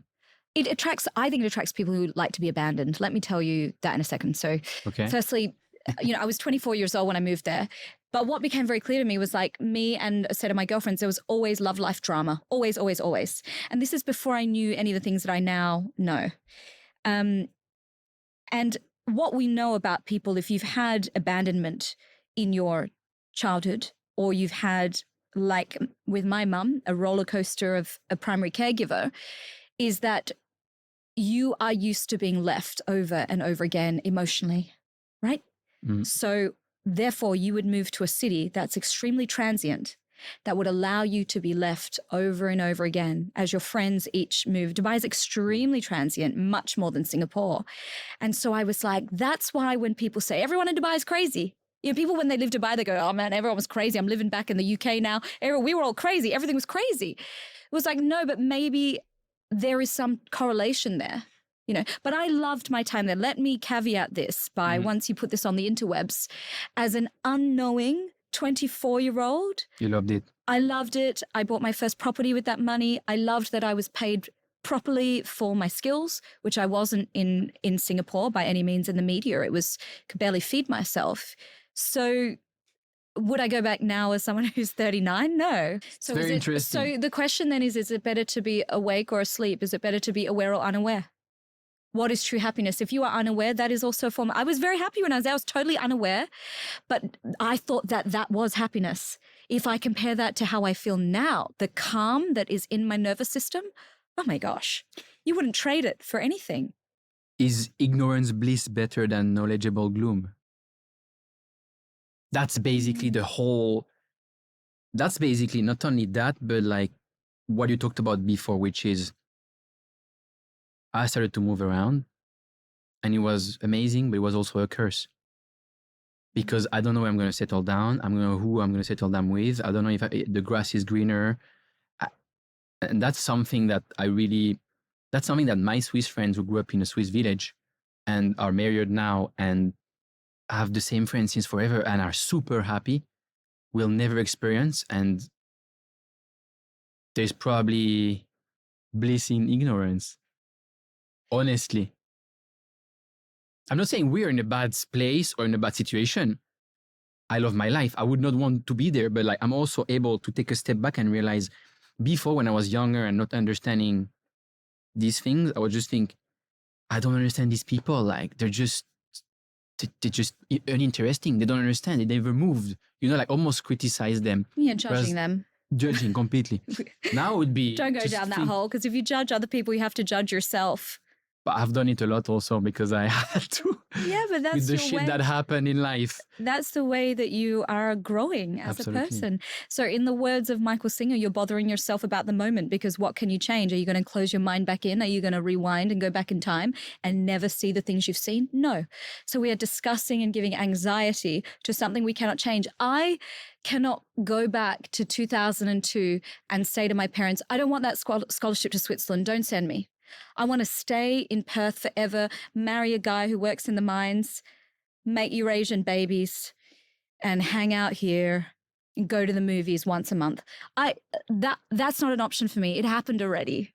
You know? So the only option is to have faith that the person that you're meant to be with exists, because if you exist, they exist. Right. So you live both in Dubai and Singapore, Mhm. and some people compare both cities, Mhm. right? They were How- both modeled off Switzerland, by the way. You know. I didn't know about Dubai actually. So Dubai was modeled off Singapore, and Singapore was modeled off Okay, Switzerland. yeah. So Okay. How is Dubai different from a place like Singapore? I think that when we talk about multiculturalism in Singapore and Singapore being diverse, it is nothing compared to Dubai. That's one of the things that really shocked me. There's a lot of rhetoric, even when I was on the radio here, a lot of rhetoric about racial harmony and the races. And yes, Singapore is fantastically diverse, which is why I've chosen to live here versus be back in Australia, right? However, it is 10% of the diversity of Dubai, you know, really from every corner of the globe. And these people are majority of the city versus here. We have a majority locals, small bit of expats. We're talking about majority of the Dubai population being foreign, which means that you are so ripe to learn and to have your mind opened by people's different stories and their viewpoint on things. And if you have an open mind and you don't just stay within your own culture and you make friends like I did, as a mixed race person, you learn to do that from the day you're born, that you don't quite belong. So you don't belong to any tribe. So why bother? Just be friends with everyone. And I think that, oh my gosh, like that is one of the greatest gifts of Dubai. So there is good sides of Dubai. A lot. I loved it. Is it possible to create meaningful and deep human connections in big cities where most people are abandoned or insecure or materialistic, Of course. like Dubai? Of course. There's a whole chapter in my book called Nomad about how expatriate friendships are different. And I wish there was more research on this. This and why Asians love karaoke are two studies that I want to do. But I would not be living in Singapore if I thought that I couldn't make deep connection here. Can you explain the difference between the expat and the local Connection in Connections. Singapore specifically or just globally? I think let's focus on Singapore. Okay, so one big thing that's very different from Dubai, for example, is that Singaporeans, just like Swiss people, I feel, and this is generalizing grossly, of course, I had to work very hard at my Swiss friendships. I had to work very hard at my Singaporean friendships to get to the level where my Singaporean friends would invite me into their homes for meals. You really know as a foreigner in Singapore, if you've really penetrated local society, when the door to the HDB or the home is open to you and you're sitting at a meal. And that's not just if you're dating an Asian chick and you get invited for Chinese New Year. I'm talking friends like you and JM doing the video here are buddies and JM invites you into his house. That is a huge badge of honor. And that takes years in building trust with Singaporeans to allow that to happen. Now, I was lucky I had that with my family, but I had to win that privilege on my own as a friend with my Singaporean friends. And it's one of my proudest things. And the same with my Swiss, my Swiss girlfriends too. And the cultures are quite similar in that way. It's like you have to work hard, but once you're in, they are so loyal. In a way that Dubai is not. For example, it's so easy to make friends on a surface level. But there is that transience with people moving and leaving all the time. So you have to work on a filtering process. And my filtering process is always, do we share the same values? Then if we share the same values, we're going to feel less alone together. We're going to have connection and vulnerability and build something authentic. But if we don't have the same values, then it's going to be hard. What's one of the key things you look at to make sure you have similar values? For example, for me, it's my word is my bond. So if I tell you, let's meet, we just met, but there's good connection, a girl or a guy, let's meet in 2 weeks, Friday evening, 8 p.m. We don't put it in the calendar, right? I don't need to send you an invite. I just write it down in my own calendar. And then 2 weeks later, I come and I say, okay, we're meeting tonight, right? And if the person is like, okay, they didn't forget, right? So Dubai is notoriously flaky for this stuff, right? I think cities in general are flaky for this stuff.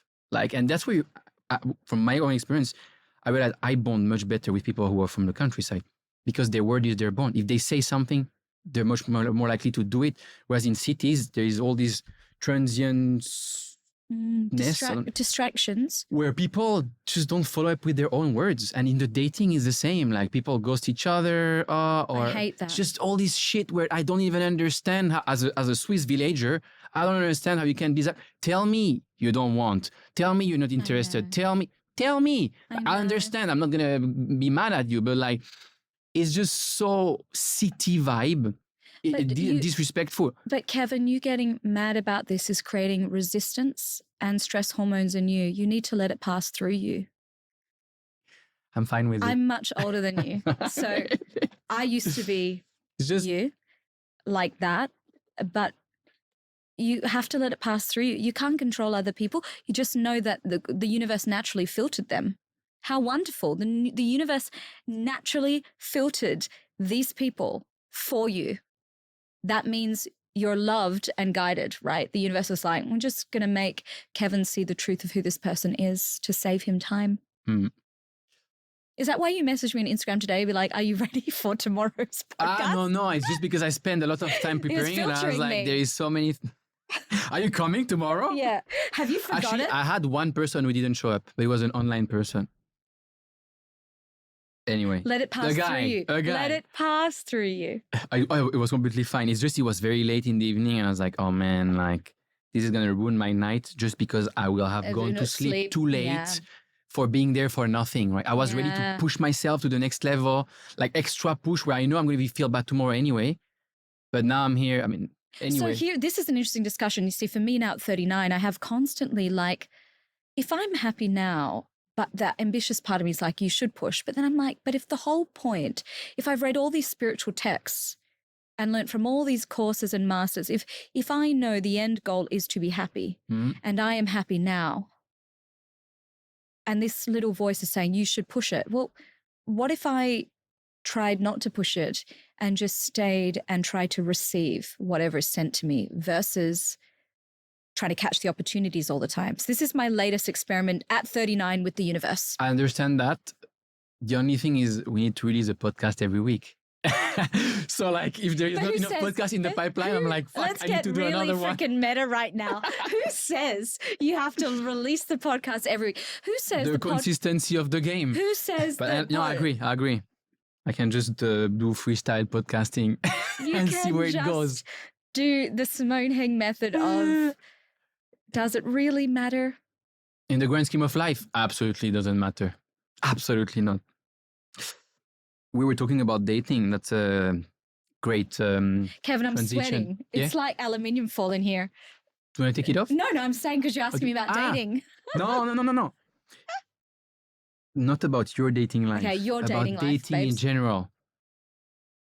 You wrote a chapter called Paradox where you talk about going to your friend's birthday, being at the table while... Taking him for dinner. Exactly. And then he's on Tinder, swiping. Did you relate? Do you want to talk about... So I related, absolutely related, but for me it was many years ago. I haven't been on dating apps for many years because I think, we can talk about that later, but I think it's completely useless, especially as men. I think the whole game is completely screwed. Because it's skewed toward women, and then it creates narcissistic women who just want more and they have the illusion of options. But then, To be honest, when I was in my 20s and young and pretty, I didn't have dating apps, but I was still a narcissist. So just your theory on dating apps is slightly thrown. But it's even more now with Instagram and dating apps where you have these women who always have the next option and then they all go for a few men, right? And these few men, they get all the options, so they're never going to settle down, right? So they also become sort of narcissistic, which is what Jordan Peterson talks about. Which is the guy that I was, seeing exactly. recently. The guys, they're so desensitized. The guys are mistreating this woman, right? And this is, let's say, top 5% guys or top 1%. They get all the women. And then you have the other 99% of the men who get 1 like per week, maybe, right? And basically they get nothing. They get no woman. And they end up watching porn or going on OnlyFans because that's the place where they can get sex without the fear of rejection. And then the problem is just a mathematical problem. If all the women want to go for a few men because they have this illusion of options, it cannot work. And then also one thing that's really important is like a lot of women through these online apps, and Instagram is one of them. Is basically I think is a dating app, except if you use it for business. If you post pictures of yourself, it's basically the ultimate dating app. The problem is a lot of women confuse sexual value with relationship value. And they say, I can get sex from this top 1% guy, but like he's not necessarily going to settle down. And the problem is, if you confuse both, you're more likely to always think, I deserve this guy, and never basically but that guy is never going to choose never. you. And then you're going to be lonely. So you have this woman lonely, the top guys, they're doing all this shit. But if you mistreat women, I don't think you can feel great about it for a long time. They have issues too. Of course. And then you have the bottom 99% men who are lonely as fuck, gone OnlyFans. So the whole situation is kind of screwed up, which is why since many years I'm not on that anymore. It's a bit old school. But you are a bit old school. It's good. Probably. But the question, so you were saying, can I relate to that? So a couple of years ago, I would go, so I had friends, my best friends were a bit probably like you, like in different cities, in different countries, right? So we say, let's go all to Hong Kong, 3-4 best friends, and spend the weekend together because we see each other every couple of months, right? If we make it happen. So we go to Hong Kong. The first reflex, go on Tinder. There was not Tinder Pro or Gold or whatever we can swipe in another city in advance. It didn't exist. I think now you can do that where you pay and you can swipe in the next countries. You can prepare, like line up the girls or the guys in advance, right? Yeah, in Hinge, you can do that for free. Okay. So we would go, arrive there, and then first thing, plain lands on Tinder. But it doesn't stop there. It's not like, hey guys, let's each take 1 hour to swipe through the entire city. It's, then you go to the hotel. Then you go to have dinner. Swipe. And then you're just there like, you realize it's wrong. You're like, man, we're not even talking and we never see each other. And we're swiping all these women who, most of them, they're just there to seek validation. Like, you're never going to meet them. Like, you won't. Or maybe you will meet one or casual sex, but we're best friends and we haven't met for 6 months. And you're just going to say, sorry, guys, I'm just going to go have sex with a girl now that I don't know for like an hour and then come. It's all complete nonsense. And so, but most people don't think it's nonsense, and that's the issue for people like us, I guess. You're saying most people don't think it's nonsense? Yeah, most people are in it, right? Probably, I found the most quality, decent men that like meet my my looks minimum, you know about that. Like, I'm not attached to it, but I'm attached to it if it's on someone else. So they are not on the apps. The ones that are, really busy building things in the world don't have time to do that. And but these are all mass generalizations too. Everyone has to come to their own awakening about this at their own time, Kevin. Right? You have to use it for a bit to realize how futile it is. Mm-hmm. Absolutely. Because it's low-hanging fruit. So what's your experience if we talk about that dinner? You're there and like you're there for him, inviting him, and he's there on Tinder. How do you react? And how do you feel about it? Obviously, I was a bit irritated because I wrote a chapter about it and then I had to let it pass through me. It was hard because he had been using them for years and years and years with no difference. So definition of insanity, you just do the same thing over and over again, expect a different result. You expect the quality of the women that you're saying that you were dating, that you met on there, were terrible and mistreated you. And yet you're back on there doing the same thing, you know? And so and he's not young, he's older than me. So the lack of wisdom in there was frustrating, but like everyone has their own journey. But mostly I missed my friend, just like you missed your friend. I missed my friend. It had and has taken over his life. So I haven't seen him since that. Ah. Yeah. And especially because we are from a generation. I love that you say we. Thanks, Yeah, babe. yeah. Always. No, but we are from a generation where even, I mean, I'm 31. I grew up, we didn't have all this stuff, you know. I went outside, play games, like all these real connections. And so I can still relate to this and see the difference today of how we connect to each other. And I'm just wondering how the people who are 10 years younger than me are dealing with that, probably not well, and what the consequences will be. Yeah. So Gen Z, according to the 2018 Cigna Loneliness Index, are the most lonely generation. That's America, and also in Australia, they come up as the most lonely generation. And the US Surgeon General's advisory on the loneliness epidemic has pointed to social media use. And I think, this is my opinion as someone who works in the area, is obviously the pandemic interrupted a lot of the period of time where they were studying online. You know, in your early teens, you're asserting your identity through its comparison with others. It's how you form your identity, through social interaction. Mm. So they missed 2.5 years. When you're 13, 2.5 years is a huge amount of time to not be able to practice your social skills. So there's a social awkwardness, maybe. There is maybe it's not as nuanced for them learning to reconnect after disconnection. I think having an analog childhood greatly helped my social skills and my communication skills. Was definitely not raised by an iPad. Which seems crazy today because you just see it. parents with like the Every first thing they do. Lao, Ichiban Boshi, everyone's like, yeah. The first thing they do, oh, you're pissing me off, take this, watch this, play this game, 3 years old. And it's kind of like And the kids love it. They love because it. it's so addictive. Yeah. We're all addicted. We're all addicted, honey. So imagine you do that to a kid who is like...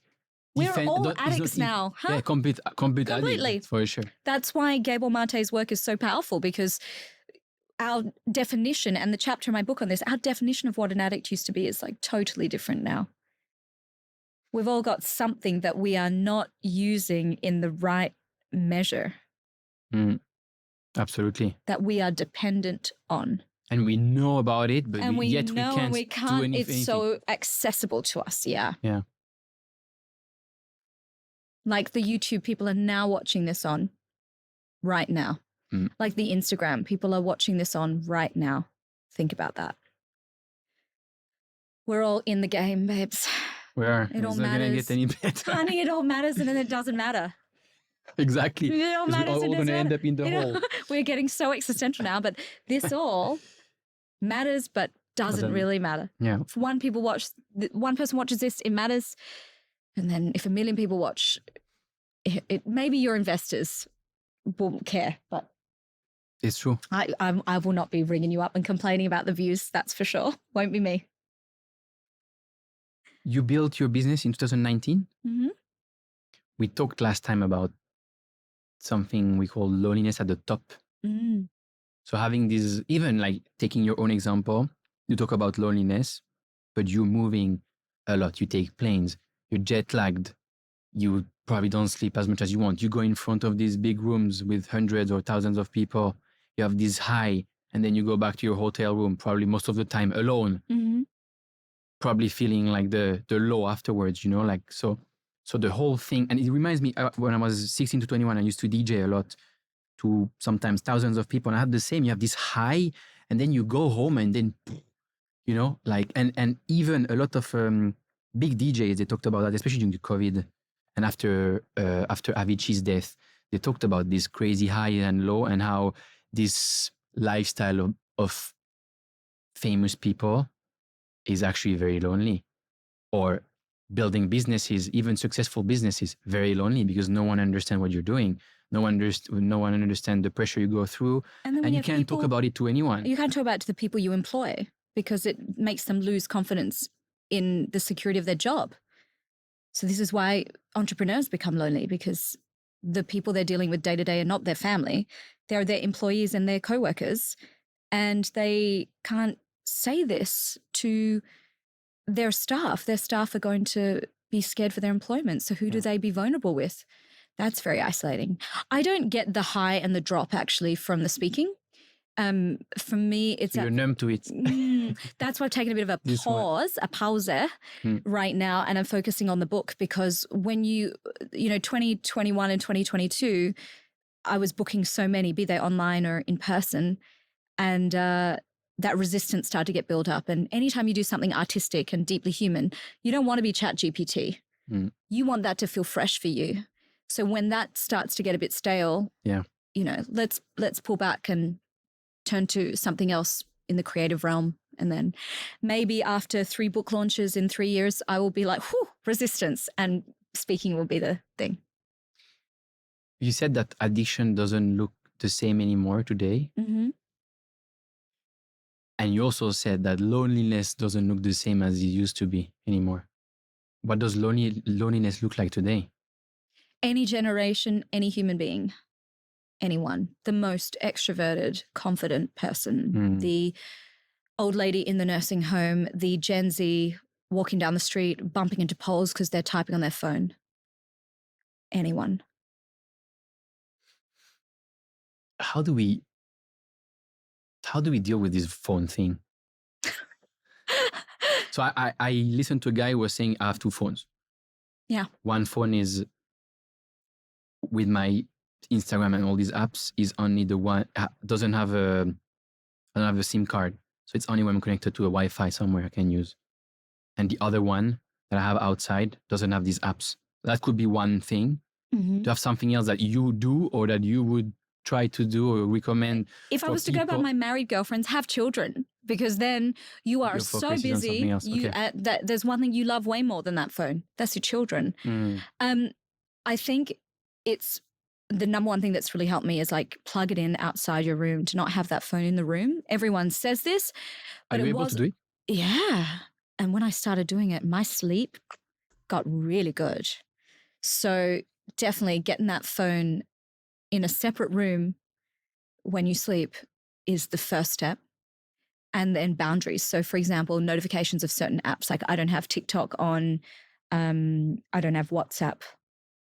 No, I don't have WhatsApp on, but I do check it regularly. You check. That's the thing. I want to say I have no notifications these years, but I do check. And then when you have a video going viral, you don't have notification, but yeah. Yeah, so we're all addicts. It's like, completely. oh, I'm not going to drink terrible. wine. I'm going to put the wine in the cupboard under the sink, and then I'm just going to think about the wine in the cupboard under the sink for the whole day. I think personal boundaries are the way to go. But I wouldn't really like to speak into this because I think I'm one of the most connected people, both emotionally but also digitally, that I know. One of the things that really helps me is just not holding anyone else to the same level of connectivity as me, because most of my friends, like I said, are married with children. So I don't expect them to be online as much as I am. And I think that also helps. If your peers are not as online as you will be less on the phone, because what are you going to the phone? Behind every phone is a user wanting to have human connection. Yeah, exactly. So first, you look stupid if you do it. But second, if it's basically the classic, if the other person takes your phone, your first reflex is I'm taking my phone too, because I feel like you're not connecting with me. So I need to get busy doing something else, right? What would 39 years old Simone tell 18 years old Simone? Oh my God, when you say my name the French way, it sounds like something else. Say it again. What's my name? Simone. Simone. Simone. Okay, if I go, so that distracted me, please, the question Sorry again. for this. That's okay. I love it. What would 13 years old yourself tell 18 years old yourself? So I don't have to pronounce your name. If you could talk to her today. I would tell 13-year-old me. 18 years old. Sorry, 18 years old me. So this is Switzerland. If I'm in Switzerland, Oh, I wouldn't tell her anything different than I did. That was the best year of my life. I played that year exactly as the game was supposed to be played. It's like my body knew Dad was going to die. Like I had the most family-friendly fun you can imagine. It's like me on the cruise ship last week. I was just goofy and childlike and happy and relaxed and made friends that I'm still friends with today who've asked, we're all going to go on our 40th birthday trip next year all together. We're still friends. I wouldn't have done that year. And maybe I would tell an 18-year-old Simone, you do know you're Asian, right? And the cheese, you're not tolerant. That's why you're going to the bathroom. That's the only thing. There isn't much research out here on this already, but there will be in 20 years. And Asians are not meant to eat as much cheese as you are eating. That would be it. What would you tell your 19 years old self? So 1 year later. Oh my gosh, I've done this so many times in therapy where you talk to your inner child. I would just say to her, come here, I'm going to hold you, express everything you want to express. I'm here and I love you. It's okay. That's all I would say. I would hold my 19-year-old self. That's a very interesting perspective, especially for men, especially in relationships, because as men, we're fixer. We want to fix problems. So when a woman comes and she has an issue, for us, it's extremely difficult to just listen and do nothing. We're trying to say, okay, this is the potential issue. This is again the biology, right? For men, you're just like, okay, you're having this issue. Here are the 5 potential causes. And this is the 3 ways you can solve each cause. So let's do one after the other. I mean, obviously, it's a bit caricatural, and the woman just wants to be listened. She doesn't even care about the solution. She just say, shut up and listen to me. I remember having to teach my, at the time, 50-year-old ex this at the age of 50. Like that, and that's no shade to him. But what I'm saying is you're doing a huge service sharing this information. Yeah, but it's very difficult. I try to apply it too, but it's so difficult. Well, you're just there like so you're wired not avoidant, to fix problems. I feel like an avoidant, if you're dating an avoidant, they don't give you any fixing or advice because they just can't get involved that much. So it's good. Now we know you're not avoidant. I'm reading the book about the power of attachment. It's not the one you sent me, but the other one I told you. No, you need to read the one that I've sent me because you get stuff confused when we have dinner. Read Attached. Everybody, where's the camera that I can look at? Read Attached. Please, everybody. And Michael Singer, Untethered Soul. And Barbara D. Fredrickson, Love 2.0. That's enough for the next month of reading. Yeah, let's do a book club, Kevin. I'm serious. I want to eventually, when I take a break from writing my own books, start a book club. Do you think people are still able to read books today? It takes practice. I wasn't able to. I didn't read for about 10 years. And then, because we're all addicted, once you read a good one, the book that started me reading again was Love Warrior by Glennon Doyle. That book is inspired a lot in my style, the way that I write stories. Oh my gosh, that book was like a movie. You get a book that's like a movie, yes, you'll read again. Because have you seen what's on Netflix right now? What are my alternatives for entertainment? If I want real story. Read what you love until you love reading. I think is what he said. Really? Yeah, read what you love until you love what you read. Oh. Basically, it's that. Is start with something that you're passionate about, and then get the skills on, and then when you have something that you're interested in, even if it's not your perfect passion, you're going to be more likely to read it. Definitely. Well, I mean, with anything you want to start, from a fitness routine to anything, just start with the low-hanging fruit. Start with the easiest entry point. Do you think you can listen to a book?